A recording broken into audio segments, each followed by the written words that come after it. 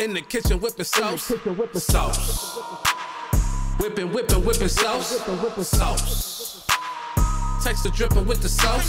Sauce. Finessing getting it with the sauce. Sauce. In the kitchen whipping sauce. Sauce. Whipping sauce. Sauce. My texture dripping with the sauce. Sauce. Flexing on them with the sauce. I'm saucy. Ladies and gentlemen, welcome to Chef Life Podcast. Today I have a very cool chef, one that I admire a lot. I'm very honored that he's able to come on the show and you know, we're going to chop it up a little bit. I think he has one of the dopest names I've ever heard in my life. Ladies and gentlemen, Chef Brother Luck. There it goes. Hey, Chef, welcome, man. Welcome. Thank you for coming on the stage. Stepping up on the stage. Hey, man, listen, how you been? How you feeling? How was the circumstances treating you? Oh, man, you know, every day's a struggle. That ain't no different than any other day, though. It's just, you know, new challenges, different styles of creativity, adapting, evolving. I think, you know, when you've been on the bottom, it's hard to go anywhere but up. Absolutely, man. You know, every day is a struggle, just trying to make it happen, trying to maintain and keep pushing forward. You know, I keep telling people that our industry got hit the hardest out of any job, and that turns into a full-blown argument. Yeah, you know, I think one of the things that it showcases is how much more work we have to do as leaders within this industry to teach our people to be better financially, you know, how to get themselves in better positions. And it just makes you kind of question, you know, what programs are you offering as an employer to protect people, just to set them up? I mean, I know for me as an owner, it's made me start to really consider IRAs, 401ks, and, you know, financial lessons for a lot of our staff, because it just shows me how many of them don't know. Yeah, and you know that's the issue that I've always touched on, that we need to take care of our cooks and our sous chefs and just people in the kitchen, period, man, because a lot of them don't know how to manage their money, and a lot of them don't make enough money, or just getting by. So I'm happy. Yeah, well, I mean, even if you think about like the history of a you know, a retirement plan, right? If you was going to get a pension, you know, you work a certain amount of years, the company would then pay you retirement, but they realized that was breaking the bank. So they implemented 401ks. Hey, we're going to give you the opportunity to manage your own retirement, so we don't have to take on that burden. And the problem was, they didn't teach nobody how to manage a 401k or IRA. You know, they just gave them the opportunity. But there wasn't a lot of lessons that happened with that. So you see how many people, you know, even the ones that do have 401ks don't know what they're investing in. I mean, yeah, this is true. And sad to say, I'm one of those people. I'm going to be honest, you know. Hey, 2008 changed me, for sure. Yeah? Yeah, man, you know. In what sense? In what sense? Financially, I think when 2008 happened, you know, I was running a major hotel resort, and you know, everybody got furloughed, everybody got laid off. Stock markets were crashing, house market was crashing, and everybody. I know I've had a 401k since I was 18 because I always worked corporate. I never knew any of that meant until probably like 25, but I know that in 2008 that thing dropped tremendously. And I was like, where'd all my money go? Damn. And it made me realize I had no idea what that money was being invested in. I had no idea of what funds, what group was really using it. Like, where was it going? All I knew was they took $50 out my check, and they gave me $50 at the same time. So, you know, it forced me to start, you know, utilizing the computer in my pocket and researching what I do with my money. That's amazing. I mean, I need to be more woke like you, my brother. Cause, man, listen. Yeah, just cause our parents were broke don't mean we have to be broke. You know what I mean? Absolutely, you're absolutely correct, man. And that's what we strive for, you know. And you know, when things like this happen, is good to know that there's chefs like you out there that are trying to teach people in their staff knowledge so they could be ready for the next, I don't know, the next pandemic or the next recession, you know, anything. Well, this is how we're going to build a strong economy within our community. And I think that's one of the most important topics of today, you know, beyond coronavirus, beyond tensions in the world. I think we need to unite as a community and get past the self trap of hating each other and want to take something because you got it and I don't. We got to break that mentality. We got to teach our people how to manage money, how to invest money, because that comes with power, right? You own property, you got financial, you got power, and that's a real statement. So I think that's a big piece of what's needed today. See, this is why I've been trying to get you on the show, man. I've been following you, and then when I started noticing that you was, you know, been trying to teach people knowledge and been trying to put people in our community on the right path, I was like, I got to get this man on the show. I have to get him on the show because honestly, listen, man, I think it's amazing. I think it's awesome. I want to jump into the questions. Now, I sent you the questions earlier, like I sent everybody, and it says here that your dad passed, and then and that you had a tough time after he passed. In what sense did you, like, you know, did you become a knucklehead, or were you just having a tough time trying to like process life after he passed away? No, you know, I think like many people in our community, growing up in a single household without a father is one of the biggest devastations that happens repeatedly. And you know, my father died when I was 10 years old, and up until that point, you know, you had protection, right? You had somebody who was looking out for you, somebody who was taking care of you. Absolutely. You could be a kid, and when that person is taken away, whether in handcuffs or you know is dead, you grow up real quick. You realize that you have this harsh world to face, and there's nobody there now. So, you know, for me at 10 years old, it was a mindset that shifted. You know, I moved into a household with a lot of my cousins. You know, I grew up in the Bay Area, Oakland, Vallejo. But I grew up in that household where, you know, the first priority was like, all right, we got to harden you up. You know, this neighborhood is not safe. We got to harden you up. So it became a daily fight against, you know, these grown men, cousins and homies of you know, toughen up. Yeah. So my brother and I kind of went into that mindset. But what comes with that mindset is a lot of people with negative influence, right? A lot of hostility, a lot of violence, a lot of drugs, sex. It's everything is a free for all when you live in that type of environment. There's not a lot of positive male role models, and I took to the negative ones. You know, those are the ones I idolized. Those are the ones I wanted to be like. I wanted to, you know, I got Tupac, me against the world in my headphones, and that's how I felt. And you know, that's a 10-year-old, that's an 11-year-old. And the things you do for money, the things you do to eat, the things you do to take care of your people, I mean, that's a day-to-day. And my entire adolescence was like that. You know, I think I never had nobody tell me no once my father passed. And I got a lot of blunt reality and a lot of lessons really quick. So, you know, it hardened me, but it also prepared me and made me the man that I am today. And it allowed me to have the opportunity to reflect on it, and then, you know, now communicate that effectively and hopefully change other people's situations. You know, that's a struggle that, you know, that most of us have coming up, especially if you're from, like you said, if you're from the neighborhoods that we grew up in. And, you know, I've always told myself that I'm going to try to, you know, be better than what I was shown. Right. Because if we can't go back and tell the youngest out there, listen, there's more than just rap and ball and selling crack. You know, you could either be a chef, a doctor, a lawyer. You could do something. You could ride a bus. You could. It's not always the fast money route.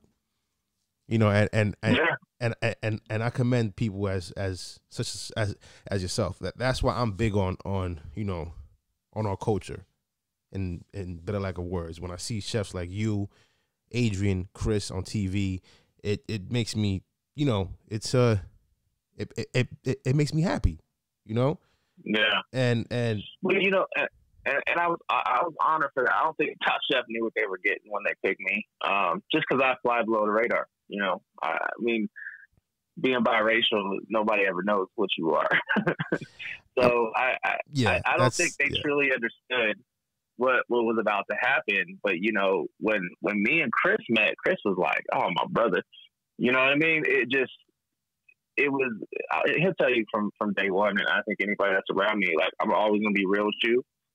I ain't got time to sell you nothing. I'm trying to do my thing, and you know, I don't work for nobody. I work for myself, so I don't have anybody to protect but me and mine. So it gives me a sense of freedom. And that show was one of those opportunities. I mean, it was cool that we all got it. I mean, I think there was 4 of us: me, Tanya, Chris, and Adrian, which was huge. I mean, that was a lot of. Let me tell you something. Of color on that season. Let me tell you something. When I saw that article and they said there's only 3 black chefs, I was like, oh, wait a fucking minute. No, there's not. There's 4. And whoever wrote that, I just want you to know from the bottom of my heart, congratulations, you played yourself. Because that was insane. I'm like, yo, what's brother luck at? Like, I don't even flinch at it no more. You know, I think growing up, you know, with white skin, being biracial, my family's Creole, so we all have a light skin. Yeah. I mean, brother, I'm Dominican, so I know we got all different types of color. We got people from the north that are blonde with blue hair, and then you got people from the south that, you know, look straight that they came from the motherland. So I understand. Yeah, but America really sets it up as you know, it's black or white, and there's a lot of us that play in between the lines, and it's made me appreciate and learn to utilize it as a weapon.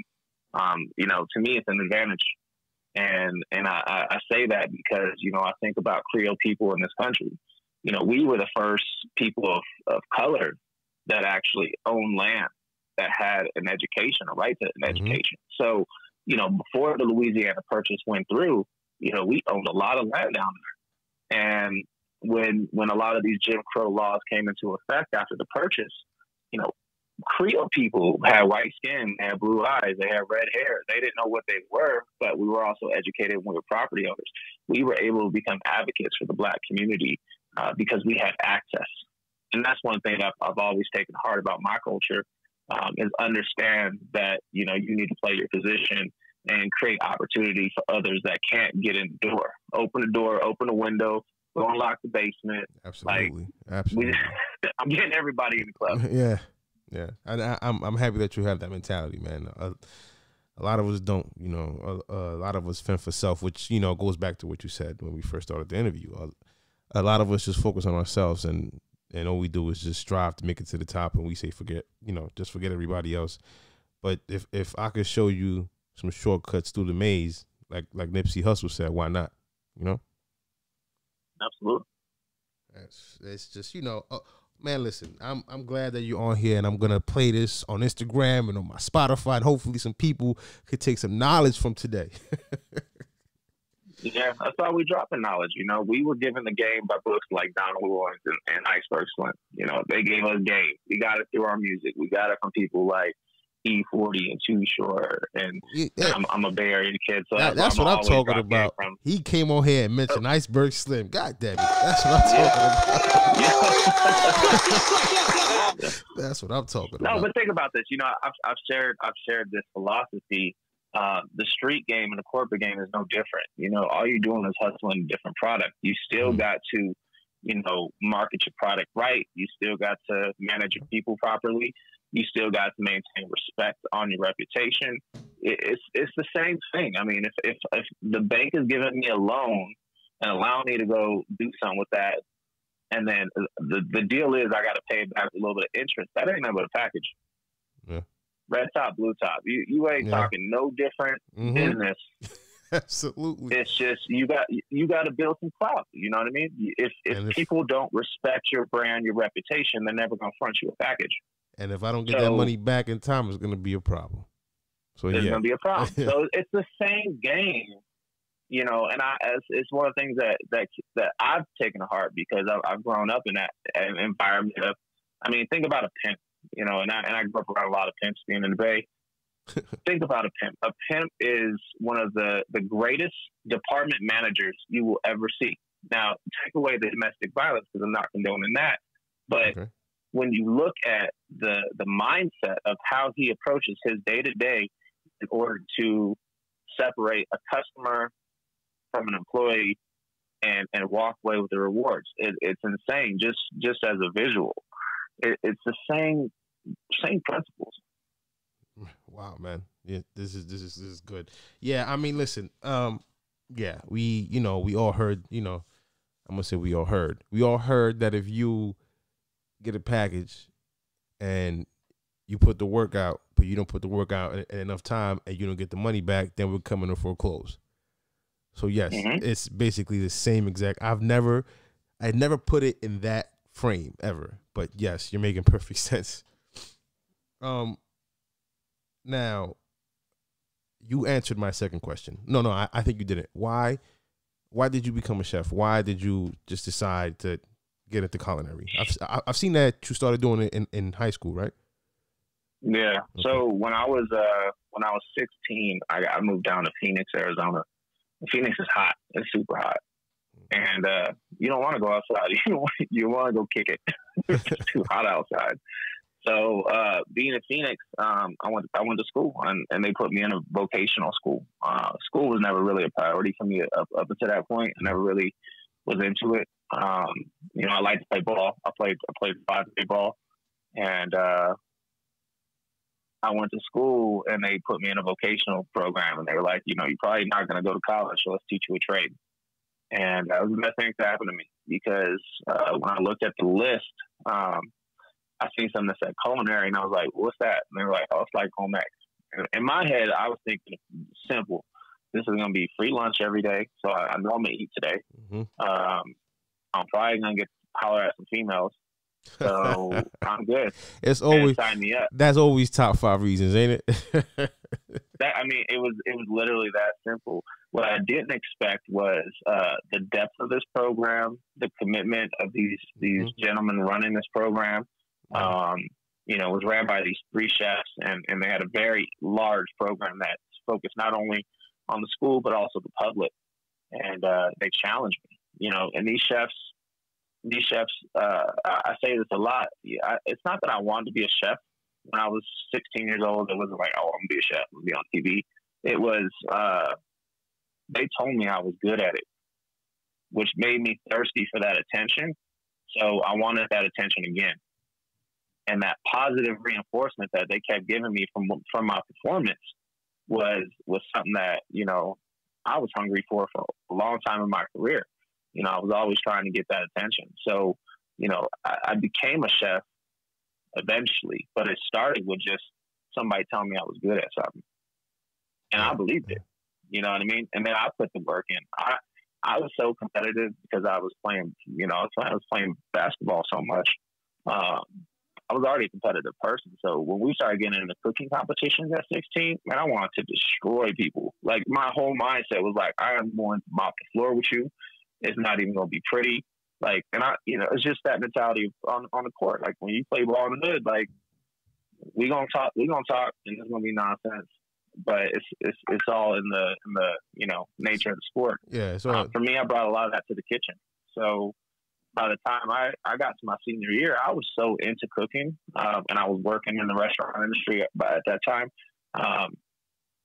They had me competing nationally in Atlanta. They had me competing statewide, and I had done so many competitions.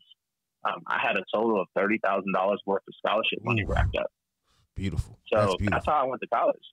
You know what I mean? I went on competitive cooking circuit in my senior year, and yeah, man, and you got awarded best teen, right? Best teen chef. Yeah, and that was kind of the thing amazing. Too. Was when you decide, like, if this is something you want to pursue, whatever you're pursuing, for one, make sure it's a trade, right? Because a trade gets you paid. Everybody can go get these degrees in sociology and all these other crazy philosophies. But if you're not getting a trade underneath your belt, you got no fallback plan. So, you know, I'm an entrepreneur now. I'm an owner now, but my craft is always going to be cooking. I can always fall back on that. I can go slang food anywhere in the world. I can work anywhere in the world. I can make money in it. And, well, maybe not right now because, you know, COVID. But, and I'll never go hungry. Like, that's the trade. That's why we need our kids pursuing more trades. You know, we need more plumbers, more HVAC people. You know, go study something that's going to work on motorcycles, work on cars. Like that's how you going to get some money in your pocket and start your own business real quick. Yeah, you know, and this is true, but I feel like we should compensate those people more than maybe more people will go after those trades, you know? Mm-hmm. I don't know. That's just me. I'm totally agreeing with you, but I feel like we need to get compensated just a bit more, as you know, when it comes to trades and people that actually go out there and stand on their feet all day and break their backs. Yeah. Well, the goal is there's a shift, right? How long do you know? And I'll use this analogy again. How long do you want to be a prostitute? Because somebody is working you for a certain amount of hours to collect the money that you earn for them. Damn. So at some point, you got to say, I'm going to run my own stable. God damn. That's...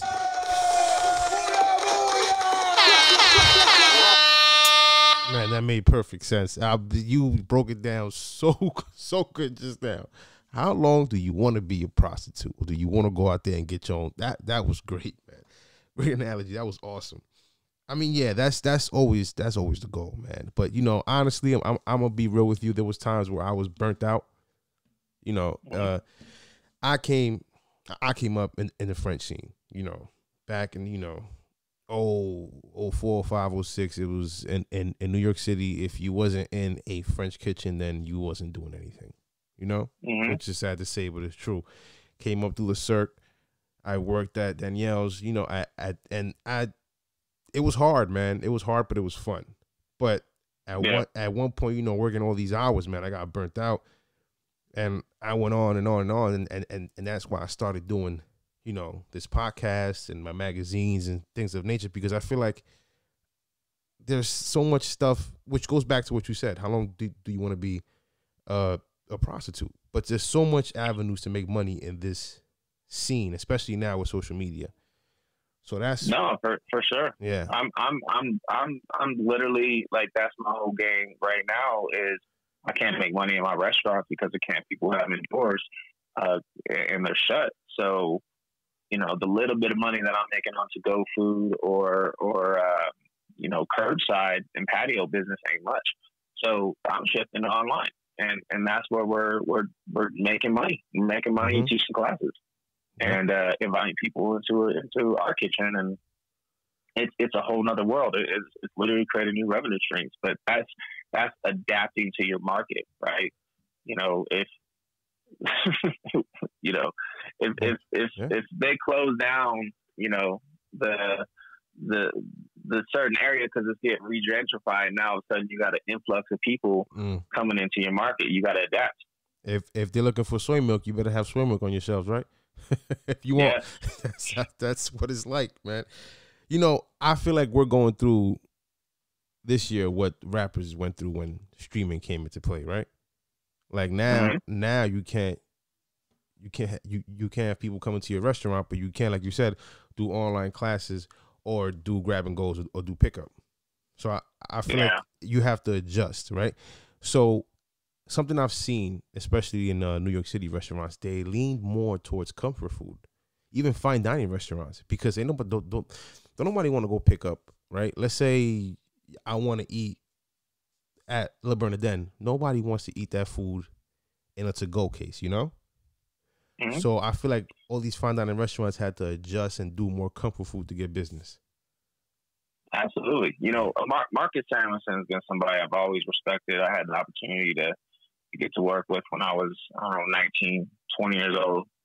And I was always impressed by Marcus because, you didn't see black chefs. And I was curious, like, this dude was from Africa, but he was running a Swedish restaurant. And he had swag, you know. So I was like, okay. So I bought a plane ticket to go stage at an event in California with Marcus. Okay. And I was Marcus's assistant that week, and I was the dude was so intense and so knowledgeable. And this is before, you know, all the television stuff that he's on now. But then, you know, you fast forward 15, 20 years later, and I ran into Marcus in New York because we were both doing some CCAP stuff, and I'm a CCAP alumni. Okay. So when I told Marcus my story, like how I got my scholarship through CCAP and Art Institute, and I shared with him that story, I was like, yeah, man, I flew out to go meet you and work with you. I was your assistant for that event. He was like, that's crazy. You know, and we built this great relationship from that. But one of the things that I'll never forget is when he was talking about opening up in Harlem, you know, he said he had to become the community before he could open in the community. The restaurants mean to restore, and it's about restoring your community. So if you're not connected as a business owner to the community and you're not bringing nothing to the community, it's never going to work. You know, if he didn't understand who Dapper Dan was, his restaurant would never work in Harlem. And I think that applies to any market you're in, right? I'm in Colorado Springs. I'm in the middle of the country, in the mountains, an hour south of, you know, the major city, Denver. But my community is my community, and they know it. And I rep them, and I carry them on my back, and that's why they support me out here. Yeah, man. I mean, yeah, you like you said, there was you had a post a while ago, and it inspired the hell out of me, man. You said, as chefs, we have to step up and do more for our community and be the voices. That post was great. I mean, it got me up off my ass immediately. And I feel like when you drop gems like that and you drop knowledge like that, it inspires everybody. Now, do you want to touch base on what you were trying to address on that day? Yeah. Okay. You know, like for me personally, like I'm seasoned, right? I don't need no salt. Like I'm good. My game is so strong, I'm going to be all right no matter what. But I recognize that, and I understand now that my responsibility is to see the success of other people. I'm not basing my success on myself. And I think the egomaniacs, the selfish attitudes, the me mindset, the restaurateur mindset, where, you know, you work everybody to death just for a bottom line profit. You know, that doesn't work because you ignore so much. So we need more chefs to step up and start being real. You know, stop getting on Instagram and telling me some fake story about like how great your life is when it ain't really that great. Because we know you got a parking ticket on the way to work, and we know that, you know, you stepped in a puddle and now your socks are wet. Like, you had a whole bunch of bad stuff to you today that you're not even talking about. You know, how much of that is happening in the kitchens? You know, it's one of my things. Like, we know that as far as our restaurants, like, things are going to happen, but how do you address them? You can't ignore the problems until they go away, because they never go away. So when it comes to racism, when it comes to, you know, people being discriminated against, when it comes to sexual harassment, when it comes to, you know, unfair wages, those are the things that you need to be addressing. And it's a constant where, you know, I'm in both of my restaurants. I'm involved in both of them. I'm trying to take care of them. And, you know, it's things that I've had to deal. I fire my best friend. Like, we don't play that here. And that spoke volumes to my staff. They never expected that to happen. You know, we have to embrace the uncomfortable. Man, you know, I had an interview with a Puerto Rican chef called Mario Pagan, and he's kind of on the same wave that you're on, because people worked for him for such a long time, and he took care of his staff. And since they showed loyalty, he gave him a percentage of his restaurant to his staff, so his staff can stay on. Stuff like that is amazing. I mean, I feel like when you treat your staff like that, they'll break their back for you.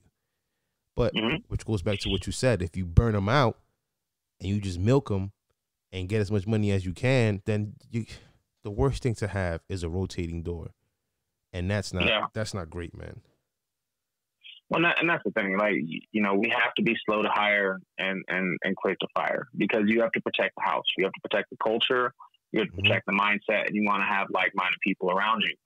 So, you know, it takes a lot for us to hire someone because we're taking a chance on them. And sometimes I give the second chances, which, you know, I think everybody deserves. I mean, people have things happen in their lives, whether it's they're dealing with, you know, alcoholism or drug addiction, or they're coming out of the system, just being incarcerated. Like, people deserve opportunities, but do your due diligence, have a real conversation, assess this person before you bring them in, because the biggest mistakes I've made as a business owner have been Band-Aids, hiring Band-Aids. You know, it's just a quick fix. That cost me so much more on the back end when I should have just taken my time. Yeah. You know, there's a lot of, I talk a lot about like being Afro-Latino or being like a black chef in the kitchen. And, you know, we have our own challenges, but reading your story, you know, because I'm sorry, but I Googled you like crazy before you came on the show. And, you know, you being a biracial chef, man, you had your own challenges, no? Because you have to. Yeah, of course. You have to, you know, you have to still be in the kitchen, but then people from your background don't respect you enough because they believe that you're getting ahead because you're biracial. But absolutely, yeah, and it's a real thing. You know, I got a good friend of mine. We both went in the kitchens about the same time, and I was promoted to management within 2 years. And, you know, I went back to visit that property, I don't know, 3 years ago, which is almost 20 years later. And, you know, he was still in the same type of role. I mean, he was in a leadership role, but it took a lot longer. And I personally think it's because the man's skin was darker. And, you know, he's now getting his own business going and doing something amazing, which I'm so excited to watch and be a part of and help advise. But, you know, that's a real statement. You know, it's never your coworkers. I mean, like, for me, coworkers are always gonna talk shit. Like, that just comes with, especially in the kitchen, it just comes with the territory. But you either gonna have a thick skin or you're not. I never let that faze me because I was always out working you.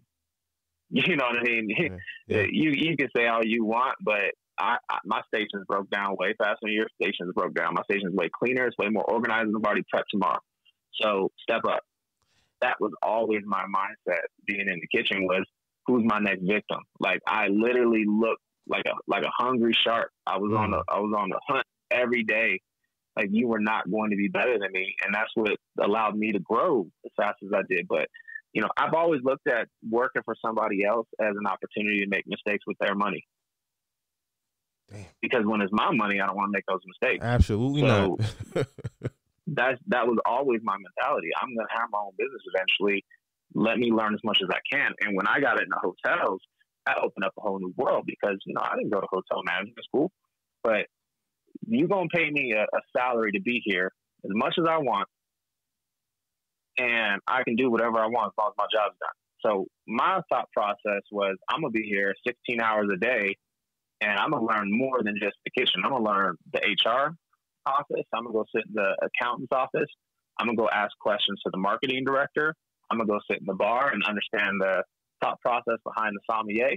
Like, I was so, like, I would annoy people. I was asking so many questions, but I was taking notes, because all I was, that was school, right? Absolutely. You're going to pay me to go to school.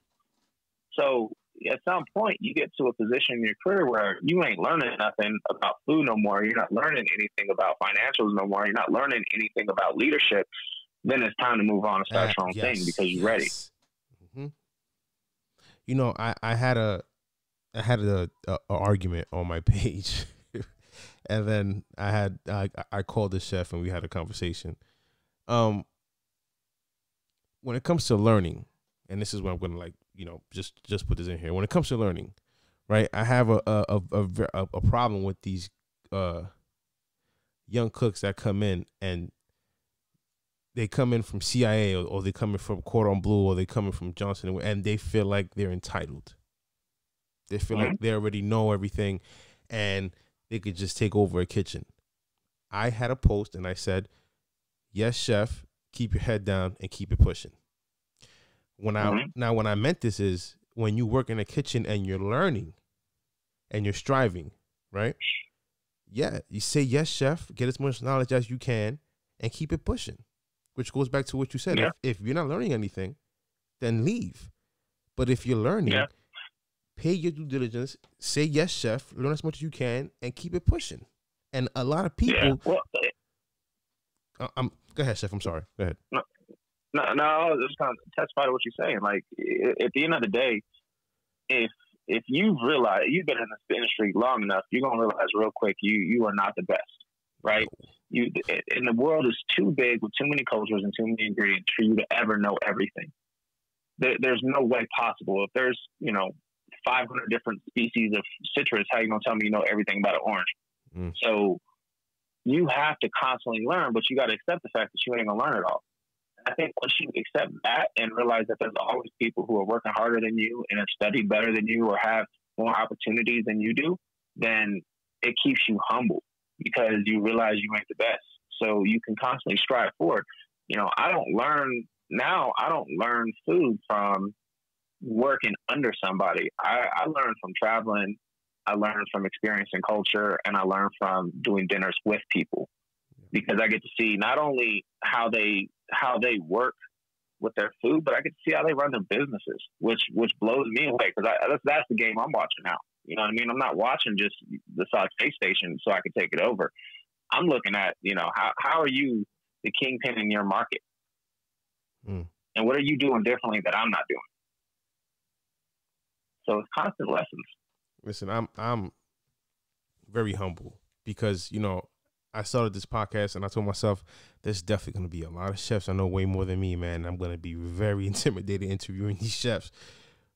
But I just roll with it, man, and talking and every chef that came on here has been talented in their own way, and learning from everybody is insane. I'm a good chef, but I'm not the greatest in the world. But you know what, man? The fact that I'm able to connect people through my page and connect people through my podcast, man, it makes me feel great about what I'm doing. And especially when a chef with your caliber comes on the show, man, because let me tell you something. I've been admiring you from the start, man. You came on that show and you was on fire. Then I looked you up, and then it's insane. And you know what's crazy? This is crazy, right? A lot of the chefs from your season, when I started my page, a lot of you guys were following me before the show. That's awesome. That's awesome. I was looking at everybody up and I was like, oh shit, she follows me. Oh shit, he follows me. I was like, oh, I was humbled as fuck, man. Yeah, that's cool. It's great, and I'm gonna ask you I'm gonna put you on the spot now, chef. I have to. When you come on my show, you get put on the spot. Top Chef took a good step forward by adding people of color and on the judges table. I admire that, but I feel like man, I don't know, man. I feel like people from our culture are getting done dirty on the show, man. And yeah, I mean it's always tough to not see a chef that a black chef win since Kevin Sprague. Like, it's hard to see that. Like, the thing that I've learned from being on that show and doing 2 seasons of Top Chef is Top Chef is a business.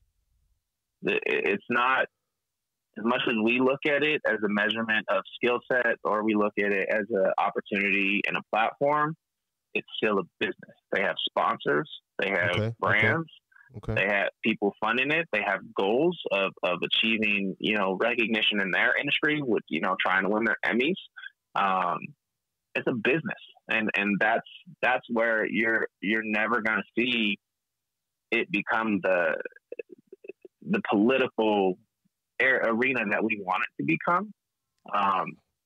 But everybody on that show is extremely skilled. There's just so many factors of why you get kicked off that people don't see. You got to think we're filming for 6 to 8 weeks being Non-stop, away right? from home. Yeah. And then, you're getting an hour of that once a week for 15 weeks. So you get 15 hours out of 8 weeks worth of filming. So there's a lot that people don't get to see. And then there's a lot of editing because it is entertainment. So it's tough, but I mean, I know I got kicked off because I don't know how to listen. Like, that's just straight up, I'm good. And that's why I did good at something like Last Chance Kitchen, because Last Chance Kitchen is more straight up. Yeah, like, man, you went in. Yeah, but that's my background, right?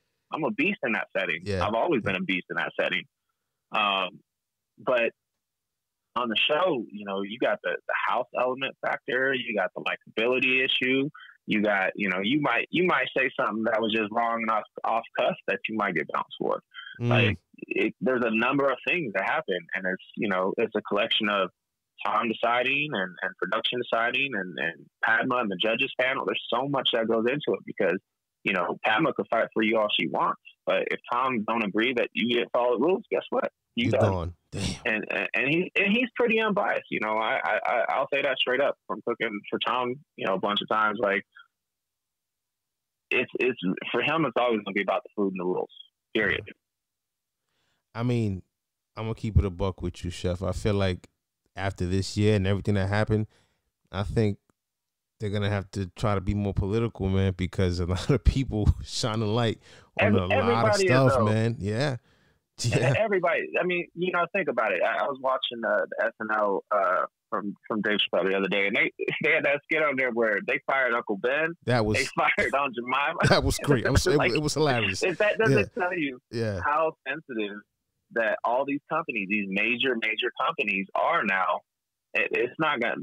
They are very aware that they need to be very sensitive towards the climate right now, and that's changing all over the place, not just a show like Top Chef. Absolutely, and in the industry too, man. The industry is very biased. The industry has been crazy to us, man. Has been crazy. I mean, you're seeing the death of fine dining right now, and that's, like you said, food like Le Bernardin doesn't travel well to go. I mean, it's the most amazing food, but it's the greatest. It's amazing. And then people, and then people can't afford to go eat at those restaurants, except for once a year or celebrating. So small markets like where I'm at, I mean, we got 500,000 people here, but that's why I don't want a fine dining restaurant. I want people to come back twice a week. I don't want a restaurant that they're going to come back twice a year, because that just don't work. Yeah, I was down in Puerto Rico for my 1 year anniversary. Shout out to my wife, man. Let me give a shout out. And Mario Bargang asked me to go to his restaurant, and God bless him, man. He took care of the check, and we ate like superstars. The most amazing food. My wife was taken back. It was amazing, and she ate stuff that she usually doesn't eat, and it was great. And the food was amazing. And then we went to a place called Marmalade in Puerto Rico, and shout out to the chef. He blessed us, but it was a lot of food for tasting. And I know the industry struggling, but it wasn't worth the $550 that we paid. Yeah. And I feel that's like always the fear. Yeah, man. Yeah. If perceived value. Yes. It's everything right now. And I think it's more than just the food. It's the experience. Right? Absolutely. Did you create a memory, or did you just serve a meal? I feel like it wasn't that memorable, man. I'm not gonna lie. Yeah. Yeah. If I'm going somewhere and I'm paying that much money, I want my socks blown off, Mm-hmm. And I'm embarrassed by the fact that I didn't pay that kind of money at, I didn't go to a black-owned restaurant and spend money like that. I'm embarrassed, That's just tough. me. It's always tough. Yes, yeah. I think at least for me, it happens. Like, I don't ever want to fall short, but it's something that happens in restaurants, and it sucks. But what are you doing to rectify the situation? And that's always my concern. Is for one, we try to teach our staff, you have to recognize body language before it leaves the door, because once it gets online, you're never gonna win this. like it's done.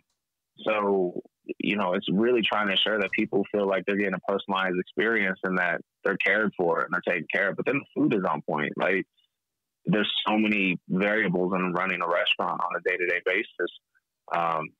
I'll tell you, as a business owner now, I've apologized to every business owner I work for. Shit, like, I had no idea.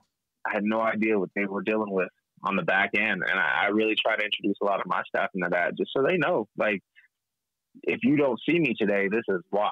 Yeah. And I'm dealing with this accountant. I'm dealing with this lawyer. I'm dealing with this insurance agent. I'm doing so much more than just where my heart is, which is always in the kitchen. But that's the sacrifice that it takes to create opportunities and, you know, have some freedom. I commend all the chefs that are restaurant owners and business owners, because let me tell you something.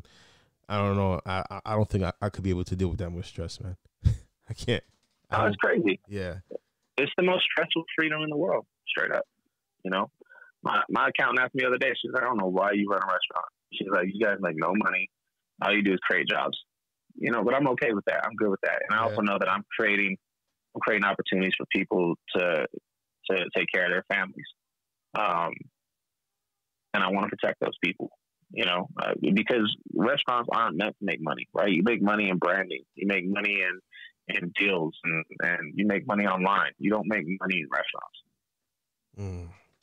Yeah. I mean, listen, you are by far an example of somebody that could teach people about branding, because, man, let me tell you, I never seen a chef run off like you just like took off, and you make sure people know who Chef Brother Luck is. And I commend you for that, man. I like to give people their flowers when they deserve it, man. You know, it's cool. Before I went on the show, I actually looked in the Top Chef cookbook, and I looked at, because they have a list of all the seasoned people from every season. Yeah. And I would go through, like, season 1, I'd be like, oh, only 2 people memorable. Season 2, only 1 person memorable. Season 3, only 3 people memorable. So I knew that was like my percent of walking away from our season, somebody who was going to be memorable. And that was something that was intentional when I went on the show, you know. And then what was I going to do with it afterwards? So, you know, I'm grateful that they, you know, allowed me to compete. But all it did was give me a platform to start speaking up on my opinions and my feelings and, you know, what I want to do in this life. You know, backtrack to what you said about, you know, only certain seasons had memorable chefs. For some reason, your season, for me, and I told Chef Adrian, is probably one of the best seasons I've ever watched. I don't know what it is about that season, man, but that season is very inspirational for me, man. It was amazing to watch, man. Amazing. I totally agree. You know, not just because I was on the season, but because I think that the Colorado season is probably a second close to the Vegas season. Like, the Vegas season was the Voltagios, Kevin, like that season was deep in talent, right? Like, these chefs were so skilled. Like, everybody was watching that show like, I can't cook like that, right? Our season was different because it was so colorful from the amount of diversity that was on the season. But then there was a lot of very successful, independent entrepreneurs in that group. Like, when you look at someone like Fatima, who, you know, we all miss. Absolutely. She was hustling food carts out in New York. When you look at someone like Tu, he was doing independent pop-up dinners on his own and speaking his mind because he worked for himself. You look at somebody like Chris, was running Butterfunk. He worked for him and his wife and his family. Like, there wasn't a lot of us that were under somebody that needed their brand to co-sign us. You know what I mean? Like, there was so much. I mean, Tanya Holland, I think the world of Tanya Holland. She was so accomplished. She shouldn't even have been a contestant. She should have been a judge. Hey, that's powerful. Yeah, I like that. Yeah. That whole, man, when you guys went, what was that, when you guys had to take a try to go somewhere and like the weather wasn't, I forgot what's that called? That place in Denver. When they did Estes Park, when they took us camping? Nah, when it was the finals and they went somewhere else and they were like up in Aspen for food and wine. Was that the finals there? Yeah. We did. We spent the last week filming in Aspen. It was okay. I keep forgetting, man. But it was you guys had a challenge, man, and God, it's skipping my mind right now, man. I can't think about it. I'm gonna have to get back to you on that because it's in the tip of my. It's like I just forgot the whole challenge, man. But we're gonna backtrack. We're gonna get back to that. I'm sorry. Anyway, now there was a question that I wanted to ask you real quick. Hold up, let me look it up. I got all my notes in front of me. I had to come into my bedroom and set up because the office studio is taken by the kids. They got school today. This homeschooling thing is crazy, man. Let me ask you the question about when you went to. You said you worked at Hong Kong and Japan, right? Mm-hmm. Okay, now when you went out there, was it the same? Did you get the same shit that a lot of American chefs get when they go to Paris? You know, because those as far as like treatment. Yeah, treatment. You know, it was interesting because Japan is a whole other beast. Japan, they recognize you based on your position in society, your age, okay, and your gender. That was something that tripped me out working in Japan. So I went with 3 other chefs. I went with one of the chefs from Le Bernardin. I went with one of the chefs from Untitled, and I went with one of the chefs from Cafe Boulet. Mm-hmm. And the 4 of us were traveling, and the thing was, I was the only owner of my own business. I owned 2 restaurants at the time, or I owned 1 restaurant at the time. I got treated different because I was a man and I was an owner versus, you know, it was 2 females and another gentleman with me, and all 3 of them worked for somebody else. So I immediately got different treatment because of that, which I thought was crazy. It wasn't about skin tone. It was about status. class. Yeah. You know, that blew my mind. Like, you know, there's certain things they just wouldn't let me do. In the kitchens or, you know, when we were going to the market, like just because of your position in society. So Japan wasn't as bad. I mean, they're very strict in their kitchens. And it's a mental game with them. You know, the way I watched this one chef, we were all standing around a table one day cleaning tons of fish that came in for the shift. And it's set up almost like a full conveyor belt. So these 2 chefs pull the fish out. This next one is literally scaling all the fish. Then it gets to the 3rd person, and he's cutting off the fins. And then it gets to the next person, he's doing the fillets on the fish. And then the last one's doing pin bones, and then the last person is portioning. So it's like the fish comes in and everybody processes all at once, which is really cool. But what I tripped out was, you know, the executive chef of that restaurant was watching. And when it came around, he noticed that the guy wasn't cutting the fins right. So he pushed him off of that station, not pushed him, but, you know, moved him off that station, moved him to the station next, and then took over his spot in the rotation and literally went through and re-cleaned all the fish, made him watch while the kid, you know, scaled fish. Damn. And I was like, wow, that was like so mental. Not one word was spoken.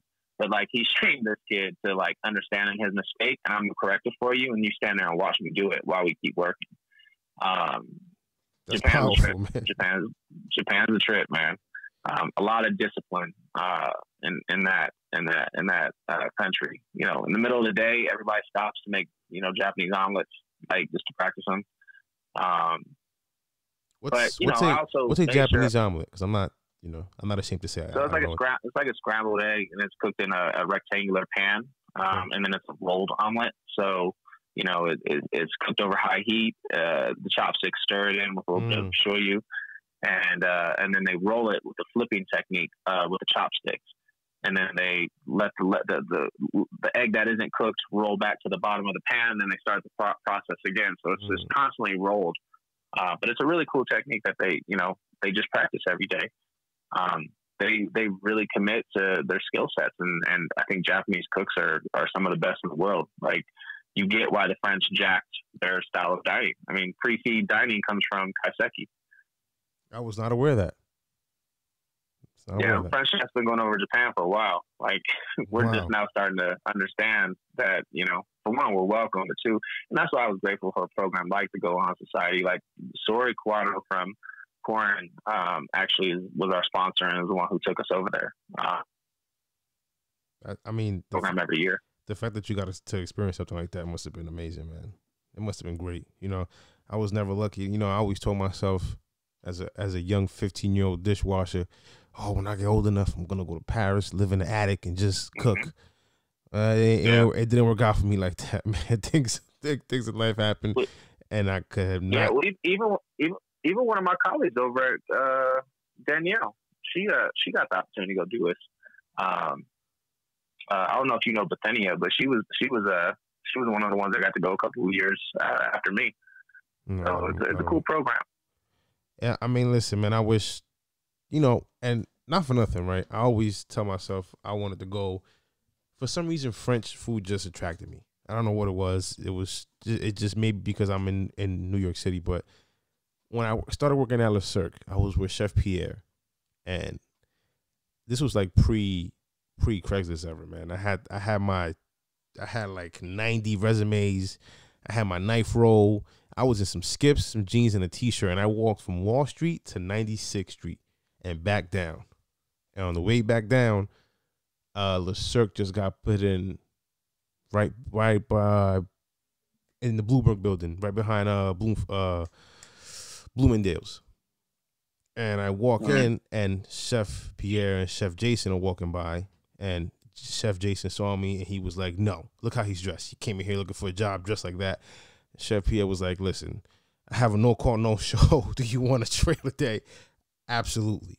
So it was by chance that I just happened to walk through the front door, and he's walking by. He saw me. "You want to work? Follow me." I got into the kitchen, man. I stood there the whole day with my skips on, man. My feet were on fire, but I needed a job. Worked on Garde Manger. And you know what's crazy? Spike worked with me. Spike was on Top Chef. I believe was season 2 or 3. And I worked the entire day. He offered me the job. Now I hit Monday through Friday, 7 to 3. $13 an hour. At that time, I'm like, hell yeah. The catch was I had to stage at his friends' restaurants at night. And those friends happened to be Danielle. And I worked at Chanterelles before they closed down. I did David Burke Townhouse before that shut down. So I got my foot in the door with fine dining real early. So the fact that I didn't get to go to Paris and do what I wanted to do, but I got to do that here in the city, I'm still grateful, man. Still grateful. Well, and think about it this way. We've been trained by chefs from Europe and Asia for years. I mean, I know I never worked in Germany or Austria, but I've worked for a lot of German, Austrian chefs. Yeah. So I feel very comfortable with German food, even though Top Chef disagrees. Because, you know, those chefs got paid good money to come over here and build their lives. So the immigrant story is still beneficial to us. It gives us the opportunity to learn culture. Because U.S. chefs, we don't have identity, right? We got a little bit when it comes to the Black culture, barbecue, but we don't have a lot. You know, we steal from a lot of other cultures, and we look at the melting pot of what it's like. I mean, Chinese American food does not taste like Chinese food when you're over there. Mexican food here does not taste like food in Mexico City. So, you know, we have our own variation, our own style of what cuisine is. But we're still a very young culture trying to figure it out. You know, I just want to say something before we close out. Okay, I'm always a fan of somebody that beats Bobby Flay, and the fact that you beat Bobby Flay is great. You know, I had a very bad experience with that man, and hopefully one day I get to explain to him in person why. But yeah, man, the fact that you went on there and you beat a chef of that caliber is pretty cool. I mean, nah, it was dope. That was so good. It was unexpected, you know. Like for one, I always looked at the show like not a lot of people won. Like I had a friend, Kelvin, who had won the show, and when I was flying out there to film, it was my first TV show I had done. And I had dinner with Kelvin. We all sat down. We had dinner, Chef Kelvin Fernandez. Fernandez. Yeah, man. He's a. You know, I used to hate on that man a lot. because I was like, he's Dominican, I'm Dominican, why I'm not famous? But then after a while, I was like, you know what? Nah, man, I can't. Yeah, hard, man. I'm not gonna move on like that, man. I listen, man. I'm inspired by that guy, man.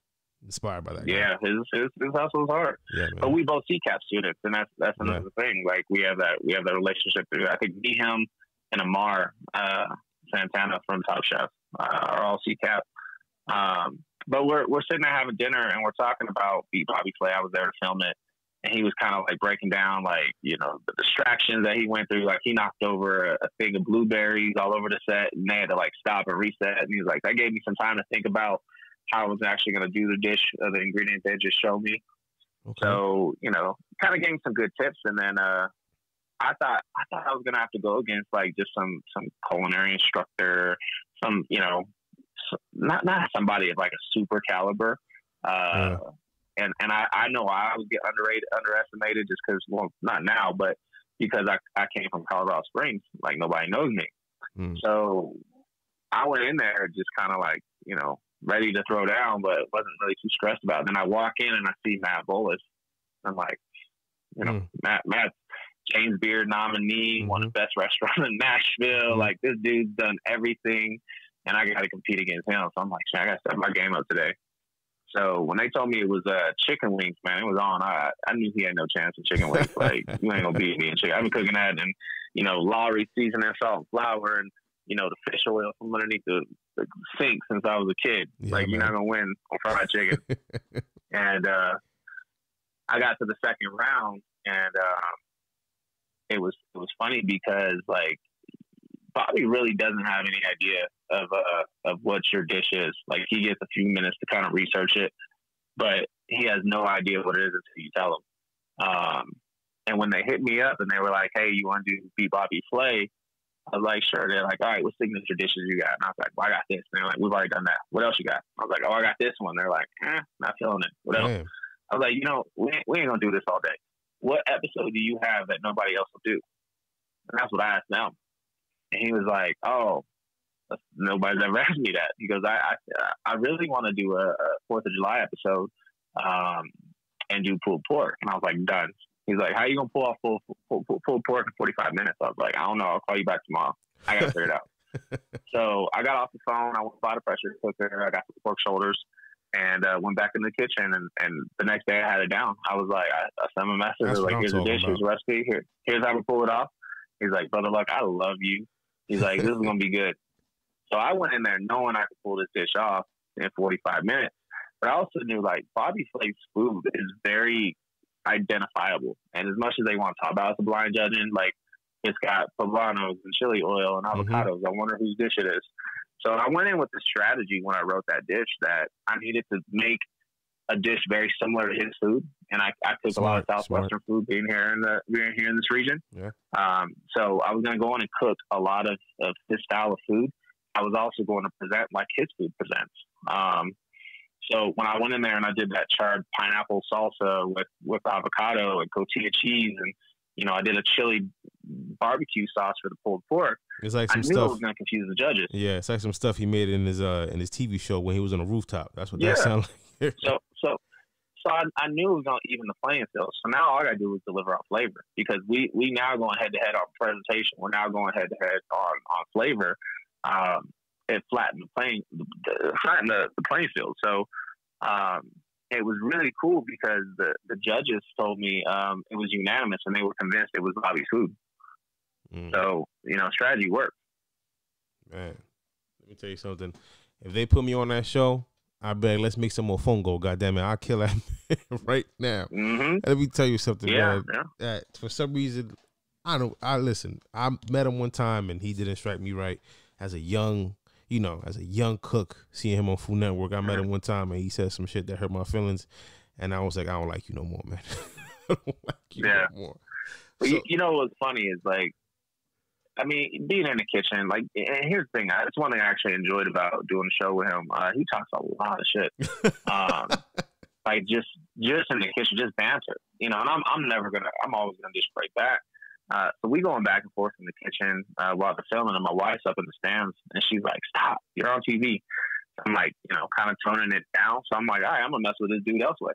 So every time if you watch the show, every time he's running into my station to grab something, because we share, the pantries, I intentionally stop what I'm doing and I run right into his pathway, because I'm 6'2", 250. Like, you ain't running through me. So he would get so frustrated because I would throw off his pace. So the whole round we were cooking, instead of talking smack, I just started shutting him down on the pathway.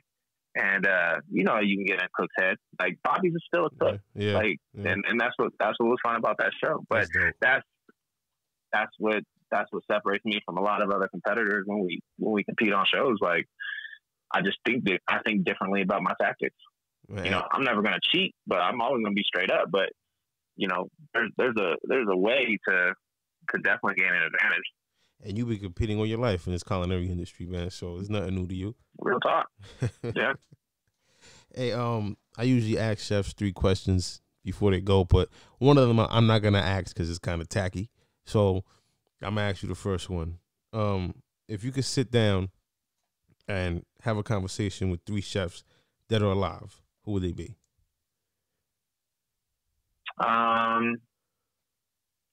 Patrick Clark would be somebody I'd love to talk to. As a pioneer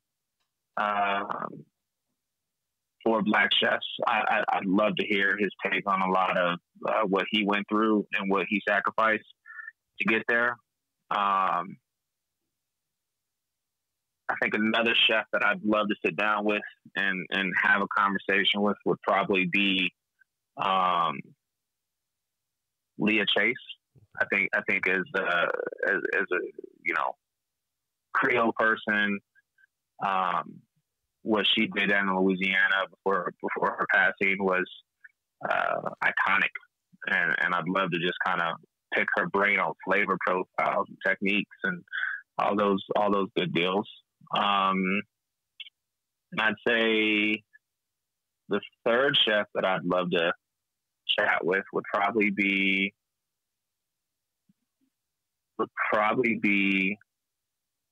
David Kinch. Right. I've always respected David Kinch from Manresa. I had the opportunity to work with him when I was young, and his amazement and commitment to ingredients and just everything about what he does, I admire. So that would probably be the third chef. That's a great list, man. That's a great list. What do people? Let me see how can I phrase this right. I'm still trying to get this whole podcast thing down and ask questions properly because I don't want to, say nothing wrong.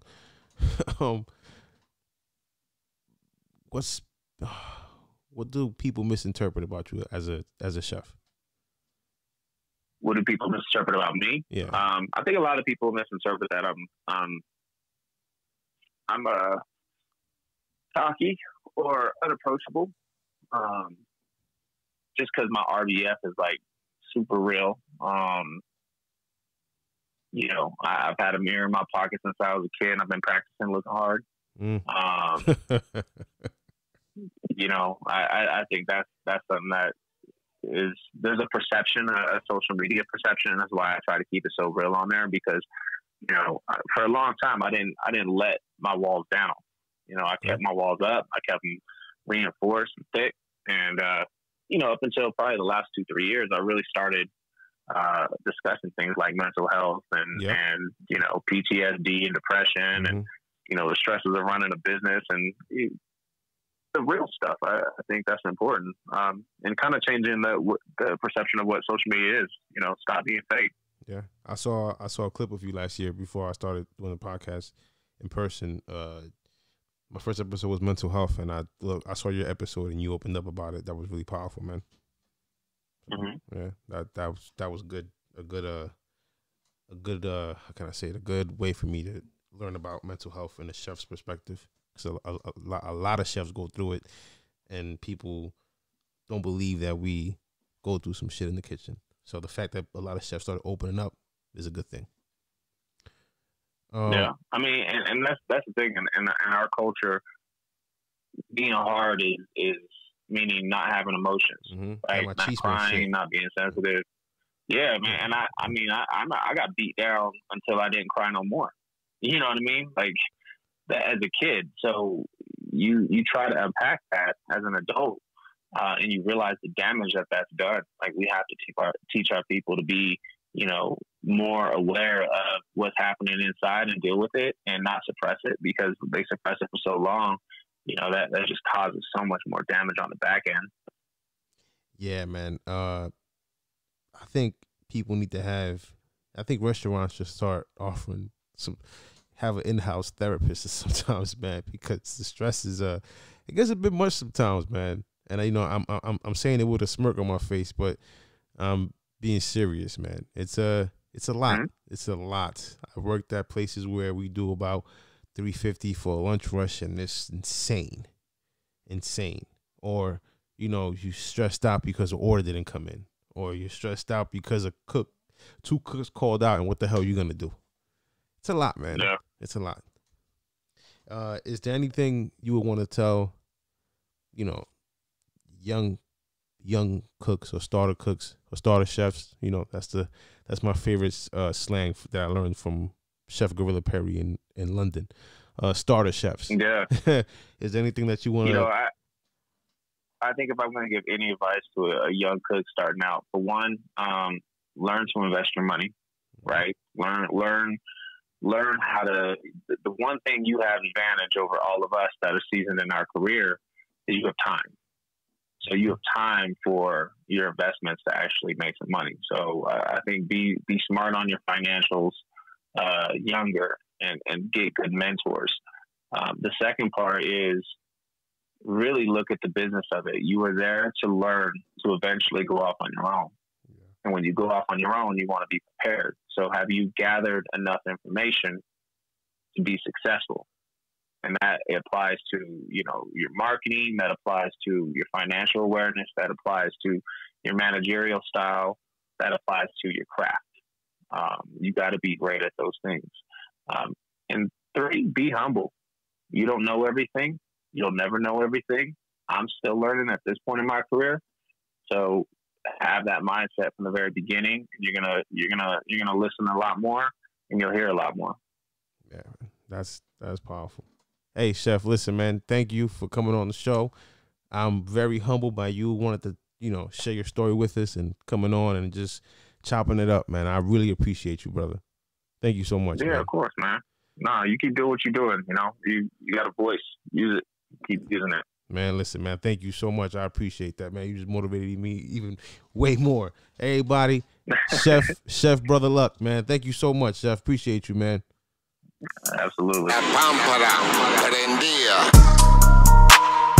In the kitchen whipping sauce. Whipping sauce.